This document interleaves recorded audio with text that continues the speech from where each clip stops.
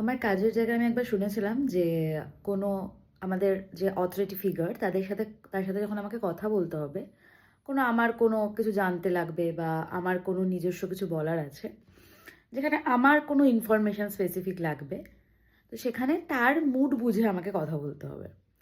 তো আমরা এমন একটা রাজ্যে দেশে বাস করি যেখানে এখনো আমাদের বস, আমাদের মানে ম্যানেজার, অথরিটি ফিগারদের মুড বুঝে আমাদের নিজস্ব কোনো যদি দাবি দাওয়া থাকে সেটা জানাতে হবে, কারণ তার যদি মুড ভালো থাকার উপর নির্ভর করবে যে আমার অ্যাপ্রুভাল, আমার মানে আমি অ্যাপ্রুভ পাবো কি পাবো না, বা আমার কথাটাকে নিয়ে ভাবা হবে কি হবে না।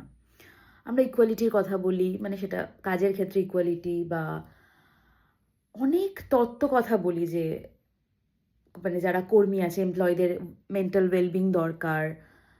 কিন্তু আসলে রিয়েলিটিটা হচ্ছে এগুলো কিচ্ছু হয় না। যারা খাটার একতরফা তারা খেটে চলে।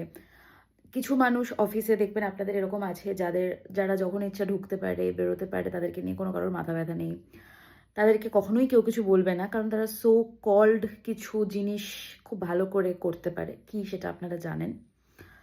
Buttering, oiling, each and everything. এবং কিছু মানুষ যারা প্রচুর কাজ করবে, যারা রিয়েল এফোর্ট দেবে, বাট তাদের এফোর্ট অবজার্ভই আসবে না, কারণ তারা সারাক্ষণ দেখাতে পারবে না যে আমি কাজ করছি, আমি কাজ করছি, আমি কাজ করছি। মানে পুরোটা শো অফের ওপর এখন চলে।